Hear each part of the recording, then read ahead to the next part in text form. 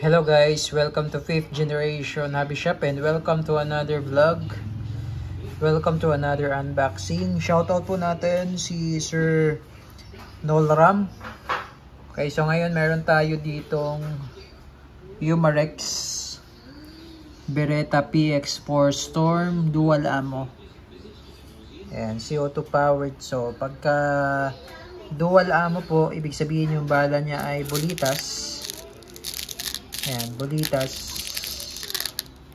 At pwede rin po siyang pellet. Caliber 177 po. Pwedeng bulitas, pwedeng pellet. So, yan po yung bulitas. 4.5mm na bulitas. Ayan, dumidikit sa magnet. Tapos ito naman po yung lead pellet na 177. So, yan po yung bala ng PX4 Storm Beretta. Ayan po. CO2 powered.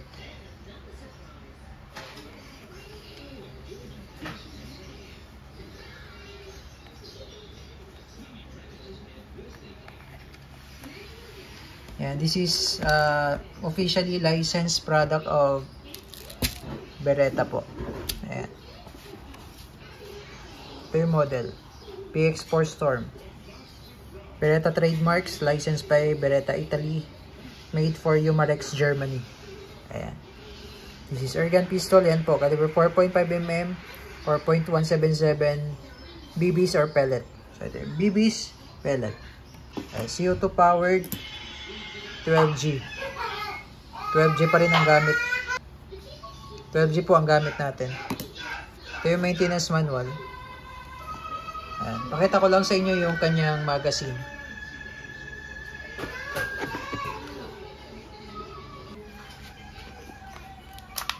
Ayan, so bali ito yung kanyang magazine, stick type na rotary mag, kabilaan.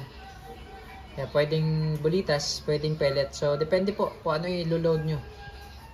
Kung pellet or bulitas. So maglo-load tayo ngayon ng bulitas. Ito yung bulitas. Ayan. So ayan, meron siyang magnet dyan. Magnetic po yan. Ito part na to may magnet yan. Para yung bulitas hindi malalaglag. Ayan. Kasi ikot nyo lang. Either clockwise or counterclockwise. Ayan.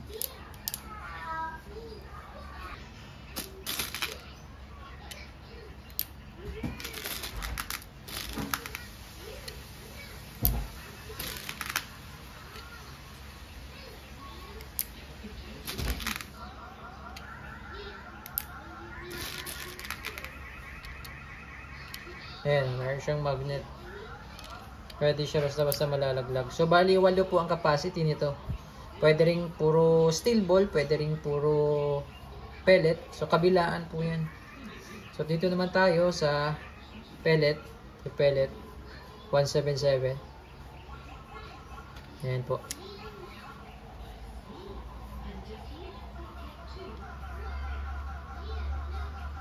Ito yung ating pellet.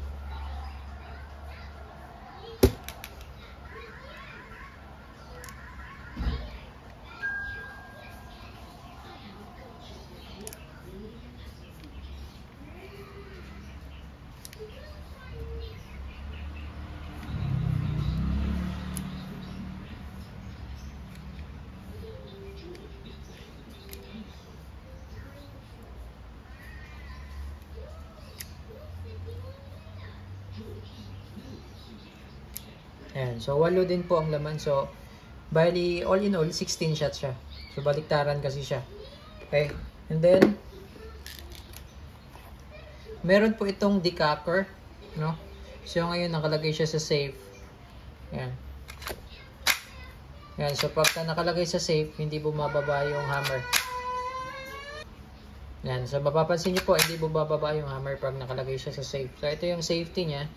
Usually sa mga real steel, sa totoong baril, andito yung safety. Ito. Pero ito po, design lang po ito, no? Design. Iba kasi mechanism ng real tsaka sa airgun. So, ito yung kanyang safety. So, bali, push mo backward, then push upward. Yan. So, ngayon, nakikita nyo po red. Ibig sabihin, yan yung fire mode. Pag kinasa natin, yan, bumababa siya. Hammer. Kanina hindi bumababa, pero nakakasanga lang, di bumababa yung hammer. Kasi yung hammer, yung ano na to, trigger mode is single and double action. So, single and double action. So, ito yung specs niya. Trigger, double and single action po yung trigger niya. Okay. So, ngayon, nakababa yung hammer pagka nilagay natin sa safe. Ayan. Magdi-decact siya. Meron siya decacker. Ayan yung feature niya, no? Itong PX4 Storm. Ayan. May mga markings yan, serial number, tapos rail for accessories, flashlight. Yung sight niya, standard. Naka-fix, front and rear. Ayan. Tapos, ito yung back strap. Ito yung slot sa CO2. Tapos, ito yung sa activation or sa yung quick pursing niya. Ito yun. Ayan. So, meron siyang nakalagay na open tsaka power position. Okay. So, before kayo maglagay ng CO2, lagay nyo muna sa open position. Ayan. May arrow naman po. Yung open position po ay clockwise. Tapos, yung power position naman, pabaliktad, counterclockwise. So, before tayo maglagay ng CO2, lagay natin siya sa open position. Ayan, open position. Sagad. Tapos, yung wheel, adjust natin konti para pumasok yung CO2.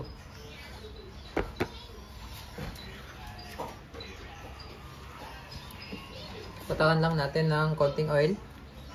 Every time po yan na maglalagay po tayo ng cartridge ng CO2, lalagyan nyo lang po ng oil. Pasok yung CO2. Ayan, tapos higpitan nyo po itong wheel na to. Ayan. Ang higpit nyan, counterclockwise. Ayan. So, higpitan mo siya. Dapat yung wheel na yan, sagad dito sa may puwitan ng CO2. Ayan, dapat sagad. Okay? Ayan. Then, after that, pwede nyo nang ilagay sa power position yung arrow. Ayan. So, ibig sabihin, counterclockwise.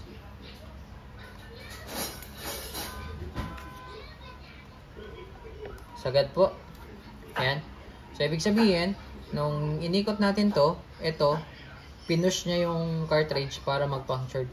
Kanina, nung hindi pa natin inikot, hindi pa punctured yun. Pero inagay natin sa power position, punctured na siya.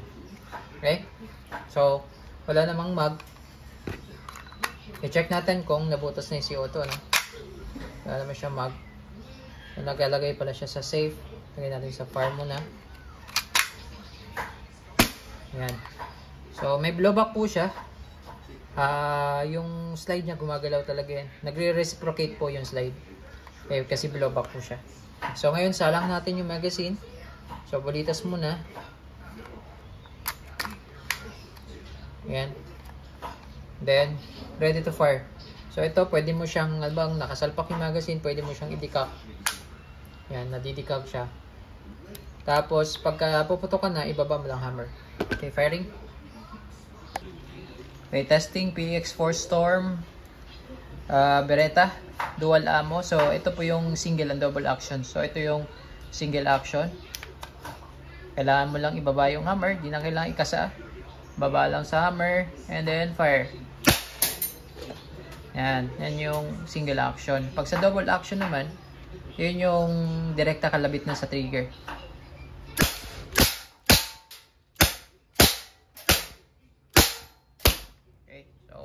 Naka-adjust na tayo.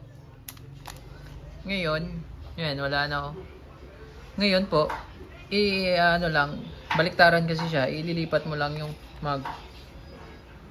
Yan, so, make sure hindi magkabaliktad, no? Ang ano yan, ang sign, etong may picture na yan, nasa likod. Ano, sa likod siya. Okay? And then, firing.